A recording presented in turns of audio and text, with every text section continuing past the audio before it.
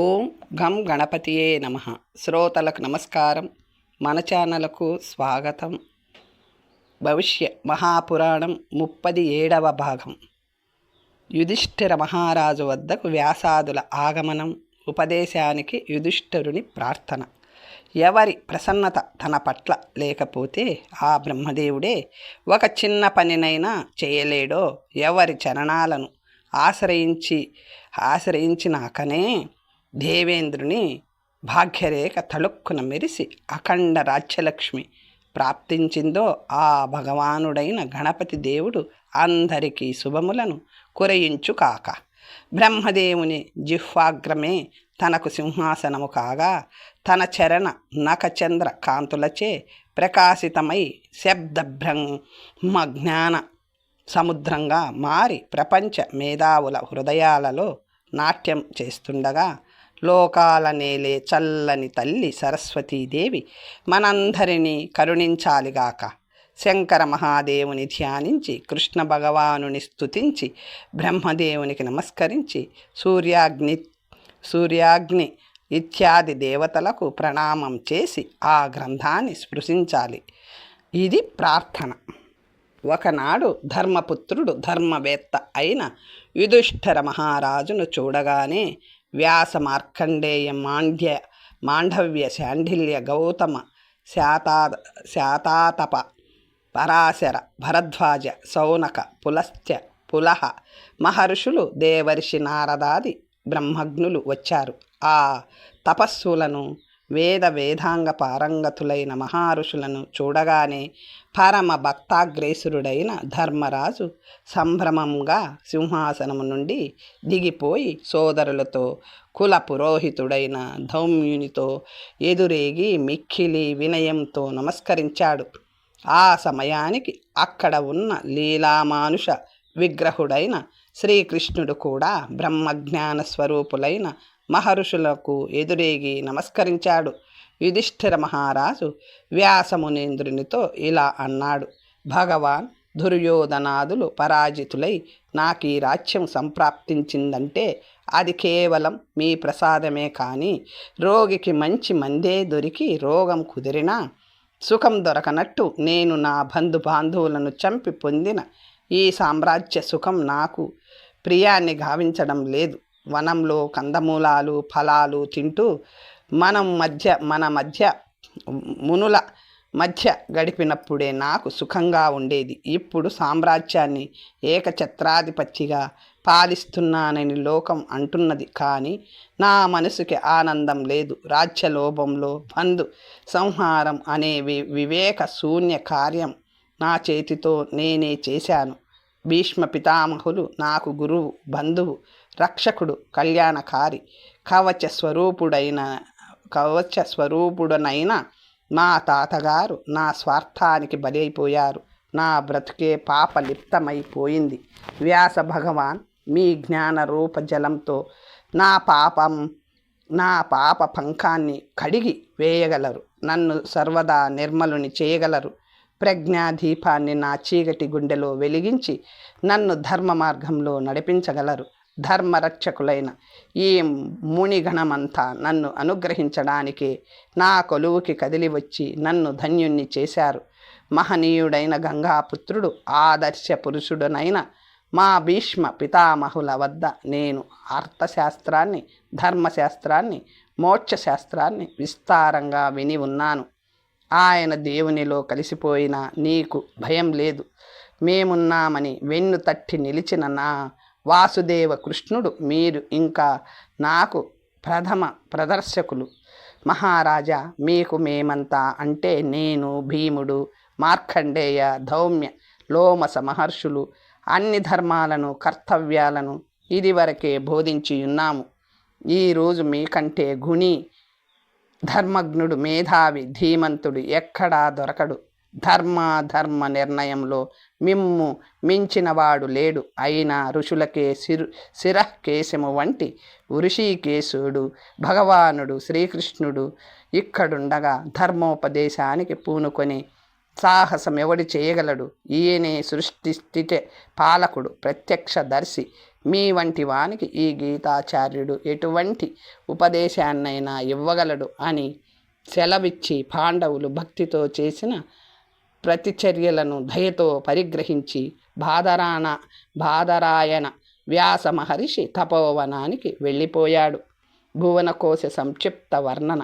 యుధిష్ఠిర మహారాజు చేతులు జోడించి శ్రీకృష్ణుని ఇలా అభ్యర్థించాడు. భగవానుడు జగత్తు ఎవనిలో ప్రతిష్ఠితమై ఉంది, ఎక్కడి నుండి పుట్టింది, ఎవనిలో లయమైపోతుంది, ఈ విశ్వానికి హేతువేది, పృథ్వీపై ఎన్ని ద్వీపాలు, సముద్రాలు, కుల పర్వతాలు ఉన్నాయి, ఎన్ని భువనాలున్నాయి, దయచేసి ఈ విషయాలపై జ్ఞానాన్ని ప్రసాదించండి.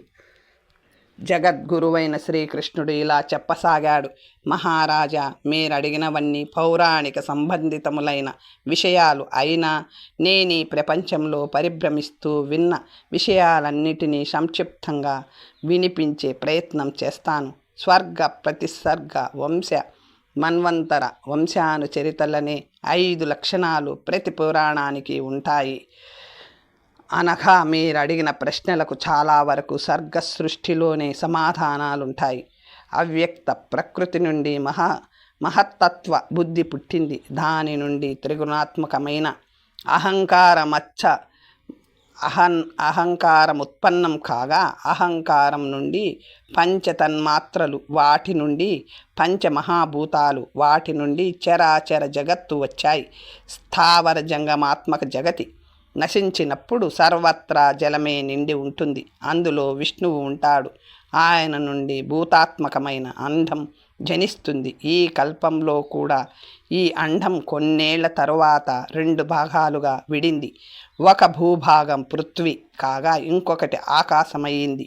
అండజరాయువు నుండి మేరు పర్వతము వంటి కొండలు, నాడుల నుండి నదులు, ఇతర ప్రవాహములు పుట్టాయి. మేరు పర్వతము 16,000 యోజనాల విస్తృతిలో ఈ భూమిపైకి నిలబడి ఉంది. మేరు శిఖరము యొక్క విస్తారము 32,000 యోజనాలు. భూమిది కమల స్వరూపమైతే దాని కర్ణిక మేరు పర్వతం. అయ్యండము నుండి ఆదిదేవుడైన ఆదిత్యుడు ఉత్పన్నుడైనాడు. ఆయనే ప్రాతకాలంలో బ్రహ్మ, మధ్యాహ్నమందు విష్ణువు, సాయంకాల సమయాలలో రుద్ర రూపాలలో విరాజిల్లుతాడు. ఈ ఒక ఆదిత్యుడే త్రివిధ దైవత మూర్తులకు మూలం.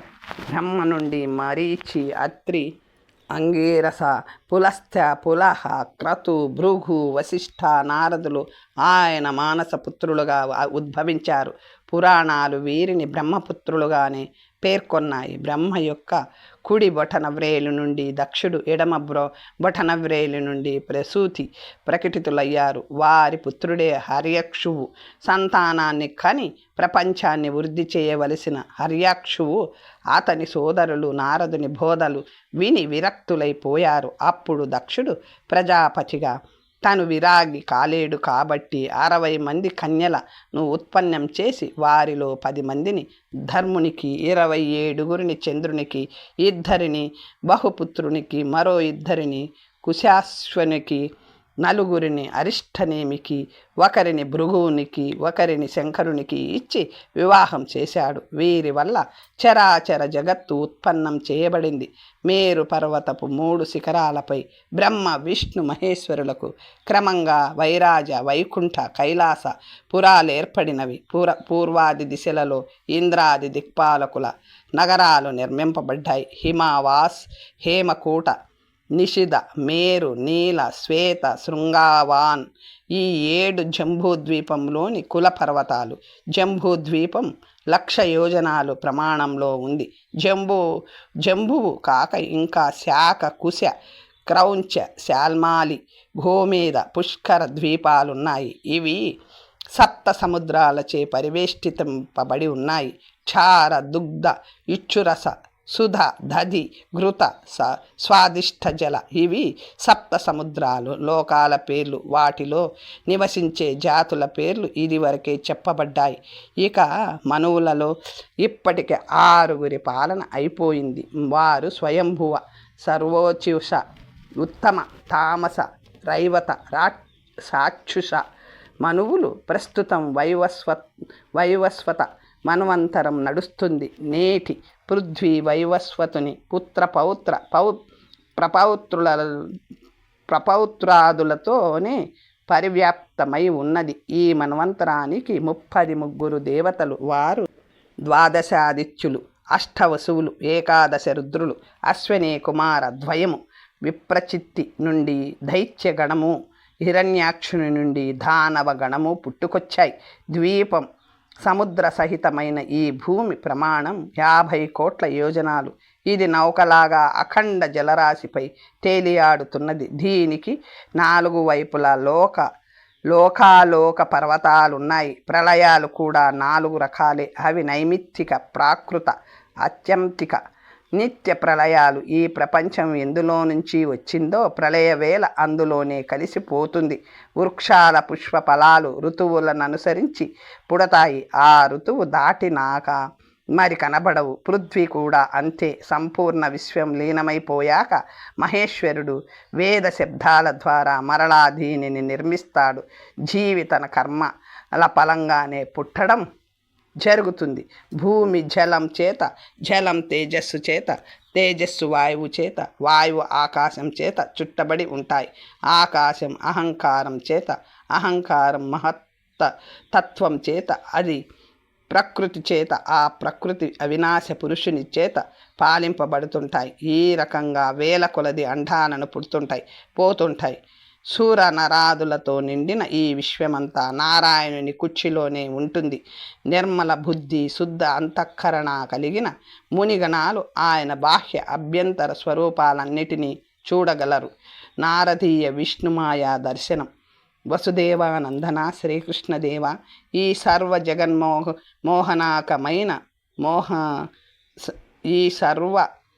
జగన్మోహకమైన విష్ణుమాయ ఏ ప్రకారంగా ఉంటుందో దయచేసి వివరించు అని కోరాడు ధర్మజుడు. చెప్తున్నాడు శ్రీకృష్ణుడు. ధర్మనందన, ఒకప్పుడు నారదుడు శ్రీమన్నారాయణ దర్శనానికై శ్వేతద్వీపానికి వెళ్ళాడు. శ్రీస్వామిని దర్శించి ప్రసన్న ముద్రలో ఆయన ఉండడాన్ని గమనించి ఇలా అడిగాడు. మహానుభావ, విష్ణుమాయ అనే మాట విన్నాను. అదేమిటో, ఎక్కడ, ఏ రూపంలో ఉంటుందో తెలియలేదు. దయచేసి నా అజ్ఞానాన్ని తొలగించండి, ఆ మాయను చూపించండి. శ్రీమన్నారాయణుడు చిన్నగా నవ్వి ఇలా అన్నాడు. నీకెందుకులే నారదా, ఆ మాయను చూసి మాత్రం ఏం చేస్తావు? ఇంకేదైనా అడుగు. భగవాన్, నాకు ఇప్పుడే వరం అవసరం లేదు.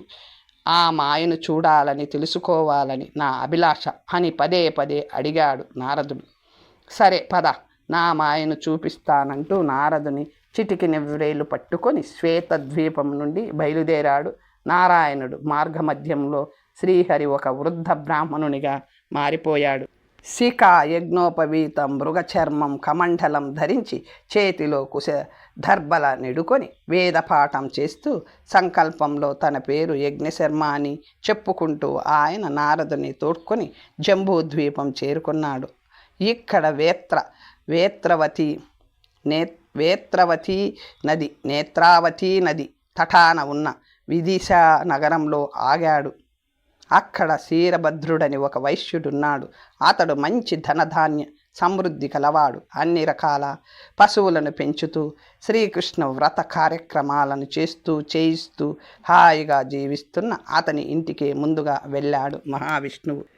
క్షీరభద్రుడి 2 బ్రాహ్మణులకు నమస్కరిస్తూ ఎదురేగి ఇంటిలోనికి కొనివచ్చి సాదరంగా అతిథి సత్కారాలు చేసి ఇలా అన్నాడు. స్వాముల్లారా, మీకు అభ్యంతరం లేకపోతే మీ రుచికి అనుగుణంగా మా ఇంటిలో భోజనం చేసి నన్ను తరింప చేయగలరు. క్షీరభద్ర, నీకు అనేకులైన పుత్రులు పౌత్రులు కలిగి వ్యాపారాన్ని, వ్యవసాయాన్ని బాగా వృద్ధిలోకి తెస్తారు. నీ పొలాలు, పశువులు, ఇతర సంపదలు నిత్య వృద్ధి నొందుతాయి. ఇది నా ఆశీర్వాదం అని నవ్వుతూ పలికి అక్కడ మంచినీళ్లు త్రాగి వృద్ధ బ్రాహ్మణుడు నారదునితో సహా బయలుదేరిపోయాడు. తరువాత వారు గంగా తటమునున్న వేణికా నామక గ్రామంలో గోస్వామి అను పేరు గల ఒక దరిద్రుడైన బ్రాహ్మణుని ఇంటికి వెళ్ళారు. అతడు తన పొలం ఎండిపోయినదనే చింతలో ఉండగా నారాయణుడు నారదునితో సహా అతడి వద్దకు వచ్చి నిలబడి, అయ్యా, మేము చాలా దూరం నుండి వచ్చాము. మీ వద్దకు ఒక ఆకలిగొన్న అతిథులుగా వచ్చాము. మాకు అన్నం పెట్టండి అని అడిగాడు. ఆ బ్రాహ్మణుడు వారిద్దరిని ఇంటిలోనికి తీసుకొని పోయి వారికి ఎంతో ఆదరంగా స్నానానికి ఏర్పాట్లు చేసి తదనంతరం మరెంతో ఆప్యాయంగా తనకున్న దానిలోనే వారికి తృప్తిగా భోజనం పెట్టాడు. రాత్రి సుఖనిద్రకై పక్కలు కూడా వేయించాడు. మరునాడు ప్రొద్దున్నే ఇక బయలుదేరుతూ విష్ణువు ఆ బ్రాహ్మణునితో, అయ్యా, మేము నీ గృహంలో ఎంతో సుఖంగా గడిపాము. ఇక వెళ్తాము.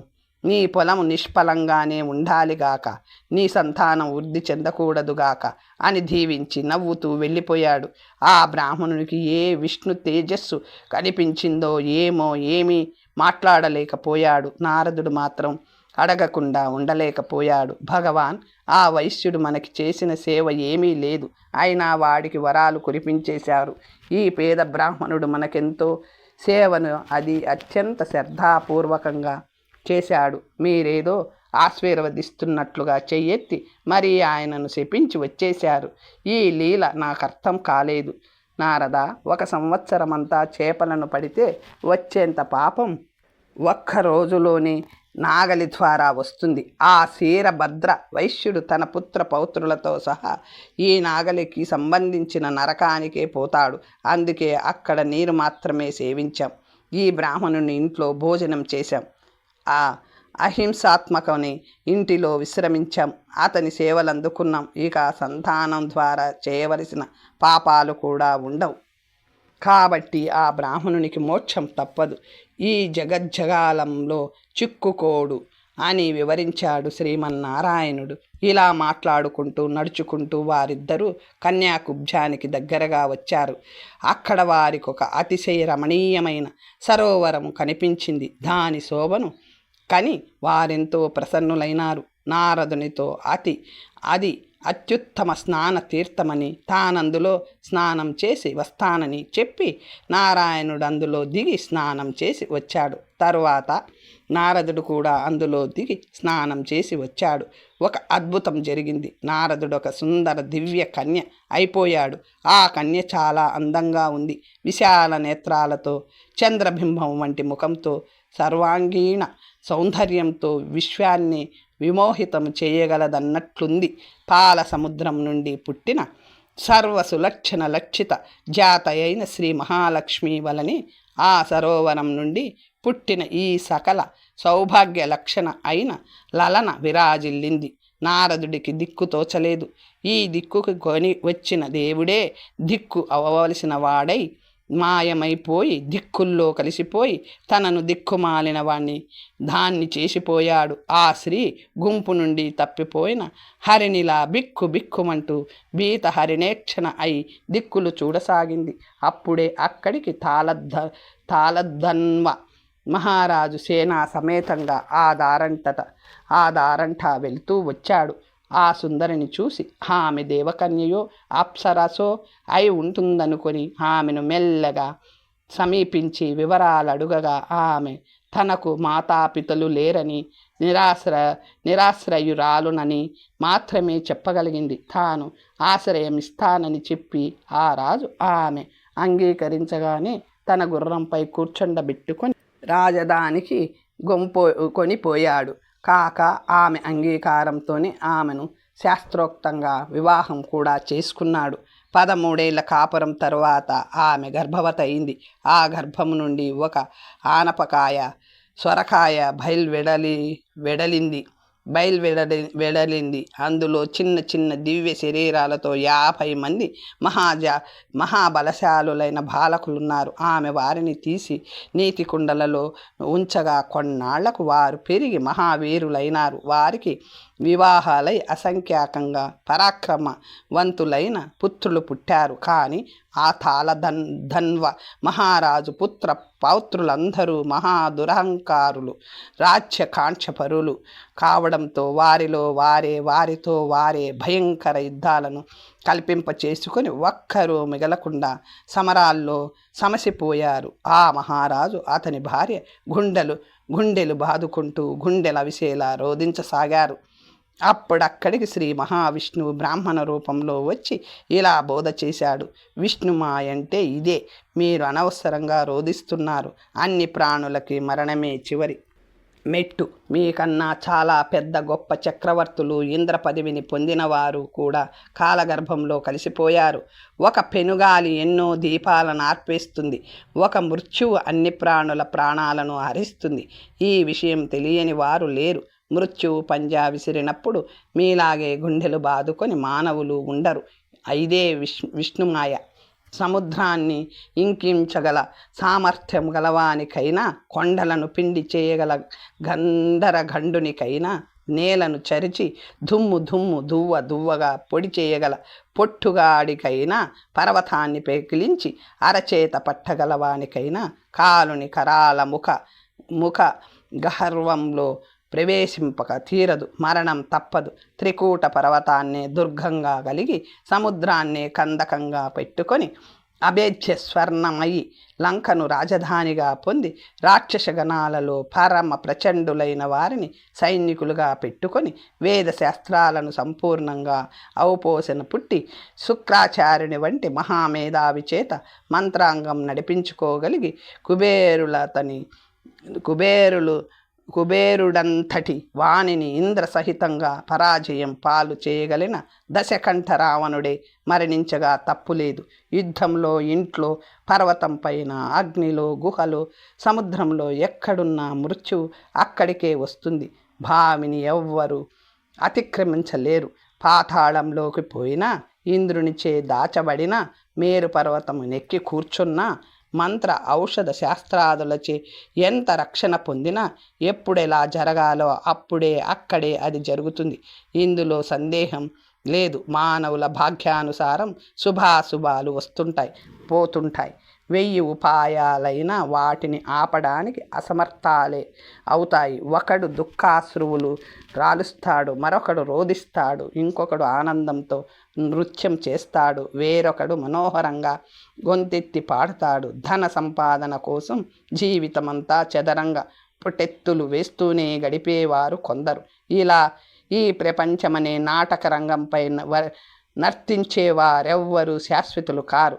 ఇంతవరకు చెప్పిన పిమ్మట విష్ణువు ఆ మహారాణి చేతిని పట్టుకొని, అహో నారద మహాశయ, విష్ణుమాయంటే ఏంటో అనుభవపూర్వకంగా తెలుసుకున్నావు కదా. ఇకలే స్నానం చేసి నీ పుత్ర పౌత్రులకు వీడ్కోలు చెప్పాలి కదా. ఇక్కడ పురాణంలో ఔర్ధ్వ దైహిక శబ్దం వాడబడింది అంటూ విష్ణువు ఆమె చేత అదే సనాతన తీర్థంలో స్నానం చేయించి, ఆమె దుఃఖిస్తూనే లోపలికి దిగింది. కానీ పైకి వచ్చేసరికి దుఃఖమే లేదు. స్త్రీ లక్షణాలు, స్త్రీ రూపం అన్నీ పోయి, జటాధారి, యజ్ఞోపవీత శోభితుడు,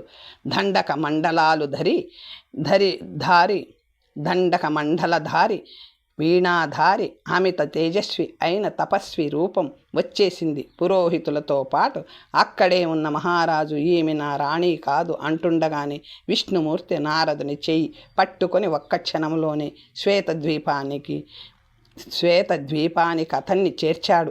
దేవర్షి నారద మహాశయ, నీవే స్వయంగా విష్ణుమాయను తెలుసుకున్నావు అంటూ నారాయణుడు అదృశ్యమైపోయాడు.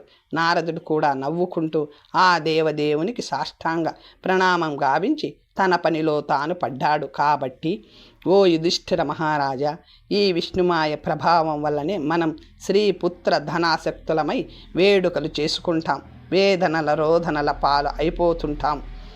జీవనంలో దోష వర్ణన. భగవాన్, ఈ జీవుడు ఎట్టి కర్మల వల్ల దేవత, మనుష్య, పశు మొదలగు ఏనులలో పుడతాడు. ఏ కర్మ వల్ల భయంకర దారుణ గర్భవాసమనే కష్టం ప్రాప్తిస్తుంది. ఏ కర్మ వల్ల జీవుడు రూపసి, ధనవంతుడు, పండితుడు, పుత్రవంతుడు, త్యాగి, కులీనుడు అవుతాడు. ఏ కర్మ వలన రోగరహిత జీవనం లభిస్తుంది. సుఖపూర్వకంగా మరణం ఎలా సాధ్యం? ఇదంతా లోతుకి పోతే గాని బుర్రకెక్కేలాగా లేదు. ఓ విమలమతి, మీరే ఆ జ్ఞానాన్ని ప్రసాదించాలి అని అభ్యర్థించాడు ధర్మరాజు. మహారాజా, స్థూలంగా చెప్పాలంటే ఉత్తమ కర్మ వల్ల దేవయోని నుండి, మిశ్రమ కర్మల వల్ల మానవ గర్భాన, పాప కర్మ వల్ల పశువుల కడుపు ద్వారా జీవులు జన్మిస్తారు. ధర్మాధర్మ నిశ్చయానికి శత్రువులే ప్రమాణం. పాపం వల్ల పాపయోని, పుణ్యం వల్ల పుణ్యయోని ప్రాప్తిస్తాయన్నది ఇలా చెప్పబడింది. గర్భంలో పెరుగుతున్న బిడ్డకి 8వ నెల వచ్చేసరికల్లా అన్ని అంగాలు ఏర్పడిపోతాయి. తలపై నూగు కూడా వచ్చేస్తుంది. తల్లి నాభి నుండి ఆహారం కూడా అందుతూ ఉంటుంది. సుఖ దుఃఖాలు తెలియడం మొదలవుతుంది. ప్రాణి ఈ విధంగా దుఃఖిస్తూ నేనిప్పటికీ ఎన్నో మార్లు గర్భమనడి చీకటి గుహలో పడ్డాను.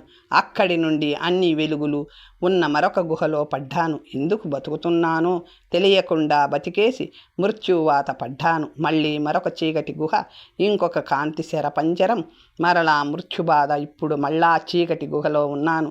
లోకంలోకి వెళ్ళబోతున్నాను. ఈ మారెన్ని బాధలు పడాలో, దుఃఖాలు అనుభవించాలో ఇలా చింతిస్తూనే మోక్షం గురించి ఆలోచిస్తుంది జీవి. నిన్న చేసిన తప్పులు నేడు చెయ్యకపోతే రేపు అనేది ఉండదు. ఆశపడుతుంది. గర్భంలో ఉన్నప్పుడు ఏదో పర్వతం కింద నలిగిపోయి అతి కష్టం మీద కదులుతున్న బాధ ఉంటుంది. గర్భంలో జఠరాగ్ని ఒక పక్క నుండి కాల్చేస్తున్నట్టుంది. సూదులతో మెత్తటి వళ్ళంతటా పొడుస్తున్నట్లుంటుంది. నిజానికి గర్భవాస జీవనం కంటే క్లేశతరమైనది లేదు. గర్భంలో నుంచి పైకి వస్తున్నప్పుడు జీవికి కలిగే బాధ వర్ణనాతీతం. అతి ప్రబలమైన ప్రసవ వాయు ప్రేరణ వల్ల జీవి బయటికి వస్తుంది. అప్పుడు దానికి కలిగే బాధను నువ్వుల పిండి నూనె తీసేటప్పుడు ఆ నువ్వులకే గనక ప్రాణం ఉంటే అవి పడే బాధతో కొంతవరకు పోలిక తేవచ్చు. ఏ శరీరానికైతే నోరే ద్వారమో, పెదవులే కవాటాలో, ఇంద్రియాలు గవాక్షాలో, దంతాలు జిహ్వ గొంతు, వాతం పిత్తం కఫం జర శోకం కామం క్రోధం తృష్ణ రాగం ద్వేషం మొదలగునవి ఉపకరణాలలో ఆ దేహం అసత్యం అనిత్యం. దానిలోనే నిత్యమైన ఆత్మ ఉంటుంది. అనిత్యమైన శరీరమే శాశ్వతమైన సత్యమైన నిత్యమైన ఆత్మకు కొన్నేళ్ల పాటు నివాస గృహంగా నిలబడుతుంది. అయితే శుక్రశోణితాల సంయోగం వల్ల పుట్టి నిత్యం మూత్ర విష్టాదులతో నిండి ఉండే ఈ శరీరం అపవిత్రం. సామాన్య స్నానాల వల్ల అదేమీ పవిత్రమైపోదు. పంచగవ్యాది పవిత్ర పదార్థాలు కూడా ఈ శరీర సంసర్గం వల్ల అపవిత్రాలైపోతాయి. కాబట్టి ఇంతకంటే అపవిత్ర వస్తువు ఇంకేముంటుంది? ఉత్తమ భోజనాలు, తాంబూలాది కమ్మటి పదార్థాలు ఈ దేహ సంసర్గము వల్ల మలంగా మారిపోతున్నాయి.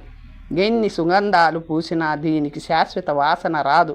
విచిత్రమేమిటంటే ఇవన్నీ తెలిసి ఇదంతా చూస్తూ కూడా మానవులు తమ శరీరాలను అసహించుకోక పోగా దానినే లేదా వాటినే ప్రేమిస్తారు. ఇక పూర్వజన్మలో చేసిన తప్పులను మరీ చెయ్యనని, మోక్షానికి సాధనంగానే ఈ బ్రతుకును మోస్తానని గర్భంలోనున్నప్పుడు ఒట్టు పెట్టుకున్న ఆత్మకు దైవమాయ చేత నేల మీద పడ్డాక అవేవి గుర్తురావు. పూర్వజన్మను పూర్తిగా మర్చిపోతుంది. ఈ ఆత్మ మరలా జన్మనెత్తిన ఈ జీవి తనను తానే కాదు, భగవంతుని కూడా పూర్తిగా మరచిపోయి సాంసారిక వ్యవహారాల్లో ఆసక్తిని, దానిపై రక్తిని, సుఖభోగాలపై అనురక్తిని పెంచుకుంటూ పోయి మరలా అవే దుఃఖాలను అనుభవిస్తూ ఒకప్పుడు చేసిన పాపాలనే చేస్తూ ఉంటుంది. కన్నులుండి దేవుని చూడలేదు, బుద్ధి తెలిసి మంచి చెడులను విభజించలేదు. ఇలా చక్కటి దారిలో కూడా కాలు జారి పడిపోవడం మోహజనితమైన మాయ. దివ్యదర్శులైన మహర్షులు ఈ గర్భవాసని విషయాలన్నిటినీ విపులంగా వర్ణించి చెబుతూనే ఉన్నారు. మనిషి వింటూనే ఉన్నాడు. అయినా వానికి వైరాగ్యం కలగడం లేదు. తనకేది మంచిదో శుభకరమేదో తెలియడం లేదు. ఇది మహా ఆశ్చర్యము కదా. బాగా ఆలోచిస్తే బాల్యావస్థ దుఃఖకరమే కదా. బాలకులు తమకేమి కావాలో చెప్పలేరు.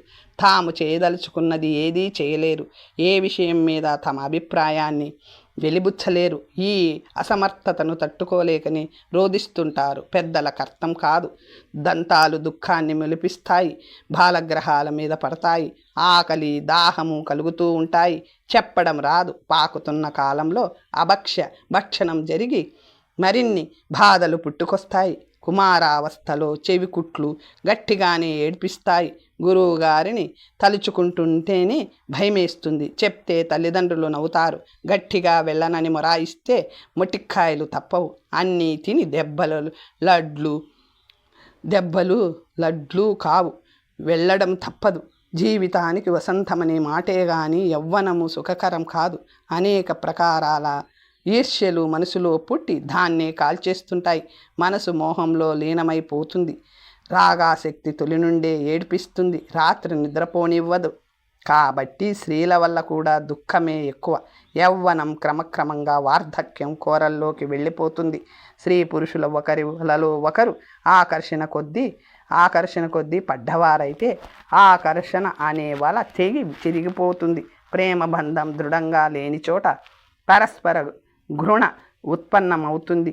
వినికిడి శక్తి తగ్గడంతో మనతో మాట్లాడడానికి ఎవ్వరూ ముందుకి రారు. మనమే ఎంత ముఖ్య విషయమైనా మరోమారు అడిగితే ఈ ఒక్కనాటి ప్రియ సన్నిహితులందరూ విసుక్కుంటారు. అప్పుడు కూడా విరక్తుడు కాకుండా భగవంతుని తలవకుండా ఎప్పుడైనా ఉంటే వాడికన్నా మూర్ఖుడుండడు. వృద్ధాప్యంలో కొడుకులు, మనుమలు, బాంధవులు, దురాచారులైన సేవకులు వ్యక్తిని పట్టించుకోరు. ఒక్కొక్కప్పుడు కసి కూడా తీర్చుకుంటుంటారు. దానితో మనసు చెడుతుంది. ధర్మం అనే అతి ముఖ్యమైన పురుషార్థం శక్తి లేక మూలన పడుతుంది. ఎందుకంటే శరీరం కూడా చెడి రోగం పాలై అసమర్థమైపోతుంది కదా.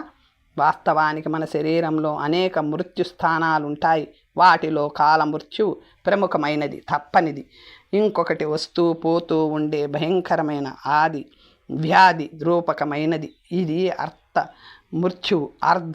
మృత్యువు సమానం. దీనిని జపతపాల ద్వారా, ఔషధ సేవనం ద్వారా వెనక్కి నెట్టవచ్చు. కాలమృత్యువు వద్ద మాత్రము ఏ ఉపాయము పనిచెయ్యదు. రోగము, సర్పము, శస్త్రము, విషము, పులి, సింహము, దస్యులు ఇవన్నీ ప్రాణి వర్గాలకు మృత్యుద్వారాలే. కాలమృత్యువు కానీ దాని నుండి మాత్రమే రక్షణ ఉంటుంది. అందువల్ల మృత్యువు కన్నా భయంకర రోగం కానీ, భయం కానీ, శంక కానీ, దుఃఖం కానీ లేదు. భార్య, పుత్రులు, కూతుళ్ళు, మిత్రులు, రాజ్యం, ఐశ్వర్యం ఇలా వేటి కోసమైతే మానవుడు బ్రతుకుతుంటాడో వాటన్నిటినీ అతన్ని దూరం చేస్తుంది. ఈ మృత్యువు వైరాన్ని కూడా దూరం చేస్తుంది. మానవుని ఆయు ప్రమాణం 100 ఏళ్ళు, కానీ చాలామంది 70, 80 దాటదు. 60 దాకా ఎక్కువ మంది జీవిస్తారు. పూర్వకర్మానుసారం మనిషి పుట్టకముందే వాడెన్నాళ్ళు లేదా ఎన్నేళ్ళు బతుకుతాడో నిశ్చితమైపోయి ఉంటుంది. ఈ బ్రతుకులో సగభాగం రాత్రే కదా. అది నిద్ర వల్ల నిరర్థకంగానే గడిచిపోతుంది. బాల్యంలోనూ వృద్ధాప్యంలోనూ మనిషి చేయగలిగినదేమీ ఉండదు.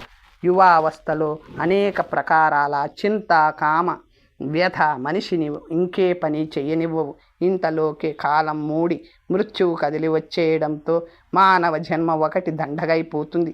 కప్పని పాము ముంగేసినట్టుగా మనిషిని మృత్యువు పట్టుకుపోతుంది. నా ధనాన్ని ఎవరు రక్షిస్తారు, నా కుటుంబాన్ని ఎవరు కాపాడుతారు అని తెగయాతన పడిపోతూ ఈ లోకం నుండి మనిషి నిష్క్రమిస్తాడు.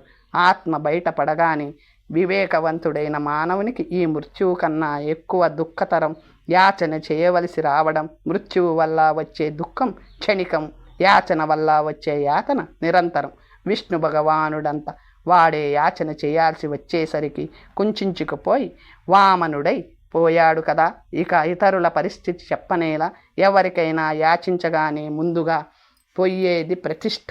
మానవ జీవిత అది ఆది మధ్యాంతరాలలో స్థిరంగా నిరంతరాయంగా నిలిచేది బాధ ఒక్కటే. అతిగా తిన్నా తినకపోయినా కలిగేది దుఃఖమే. ఆకలి బాధను మించిన నరకమే లేదు. అన్నం తాత్కాలికంగా ఆకలి బాధను ఆపగలిగేదేమో కానీ అది పరమ సుఖ సాధనమేమీ కాదు. ఇక ధనం, దీన్ని సంపాదించడం కోసం పడే దుఃఖం దానివల్ల వచ్చే సుఖం కన్నా 1000 రెట్లు ఎక్కువ. డబ్బు సంపాదించడం శ్రమ, ఖర్చు పెట్టడం, దుఃఖం దాచుకోవడం కష్టం. అన్నిటికన్నా ఎక్కువ దుఃఖం దాన్ని కాపాడుకోవడం. ఎప్పుడు ఎవరు దాన్ని దోచుకుపోతారో అని భయం వల్ల మనసు పూర్తిగా చెడిపోయి బుర్ర పాడైపోయి అన్నం నోటికెక్కదు, నిద్ర కంటికి రాదు. కాబట్టి ధనం కూడా సుఖకరం కాదు, సుఖదాయకము కాదు. రాజు, దొంగ, నీరు, అగ్ని వీరి వల్ల ధనవంతుడికి ఎప్పుడూ ముప్పు ఉండి భయం పెడుతుంది. భయపెడుతుంది. స్వజనులను కూడా అనుమానిస్తూనే జీవిస్తాడు. ధనికుడు అందువల్ల ఆప్యాయతలు ఆత్మీయతలు లేని బ్రతుకైపోతుంది. వానికి ఇక సుఖమెక్కడ? ఆకాశమునందు పక్షుల చేత, భూమిపై జంతువుల చేత, నీటిలో చేపల చేత భక్షింపబడు మాంసము వలె విత్తవంతుడు సర్వత్రా భక్షితుడవును. ఏది అక్కర్లేని వాడొక్కడే సుఖి. హేమంత ఋతువులో చలిబాధ, గ్రీష్మంలో మండుటెండ బాధ, వర్ష ఋతువుల్లో జంజూవాతం ఇత్యాదుల వల్ల ఏ కాలం ఏ ఋతువు సుఖకరం కాదు.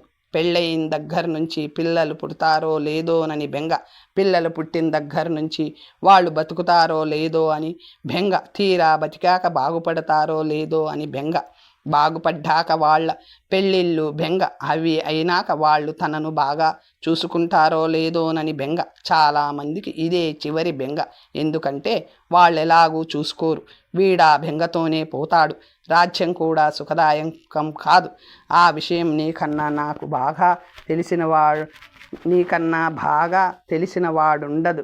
కాబట్టి ఓ ధర్మరాజా, ఈ కర్మమయ శరీరానికి పుట్టిన దగ్గర నుంచి గిట్టేదాకా